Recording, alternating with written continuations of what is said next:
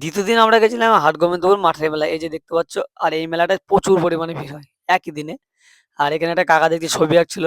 এই যে ছবিটা আঁকছে, কি ছবি আঁকছে, কাকে দেখিয়ে আঁকছে আমি তো কিছু বুঝতে পারছি না। তোমরা একটু কমেন্ট করে জানিয়ে তো ছবিটা কি আঁকছে। তারপরে কাকা ছবি আঁকা দেখে শেষ করে সোজা চলে গেলাম আমরা নাগরদোলনায়। এই নাগরদোলাটা চাপার আগে নাগরদোলনা বলে একটা স্ক্যাম শুনলাম। এই নাগরদোলাটা যারা ঘুরাচ্ছে, একটা মুখ থেকে একটা ফুস করে আওয়াজ হয়, ঠিক আছে? অনেকে মনে করে নাগরদোলনাটা এত জোরে ঘুরাচ্ছে যে হাওয়ার আওয়াজটা হচ্ছে। অ্যাকচুয়ালি এটা হাওয়ার আওয়াজ নয়, এটা হচ্ছে মুখের আওয়াজ। এটা হলো স্ক্যাম। তারপরে আমরা সবাই মিলে নাগরদোলনার উপরে উঠে পড়ি। নাগরদোলনার উপর থেকে ভিউটা দেখো ভাই, কত লোক দেখো শুধু। আর এটা ঠিক সানসেটের টাইম, সূর্যটাকে এত সুন্দর লাগছিল, ভিউটা দারুণ লাগছিল ভাই। কমেন্ট করে জানিও অবশ্যই তোমরা এই নাগরদোলনায় কে চেপেছো। আর এই মাঠের মেলায় সব থেকে ফেমাস হলো আদিবাসী ডান্স আর ঘড়ি ওড়ানো আর মোরগ লড়াই। বাট আমরা আজকে একটু দেরি করে গেছিলাম বলে মোরগ লড়াইটা দেখতে পাইনি। আর এই যে এখন আদিবাসী ড্যান্সটা হচ্ছে, তোমরা আদিবাসী ড্যান্সটা এনজয় করো। আর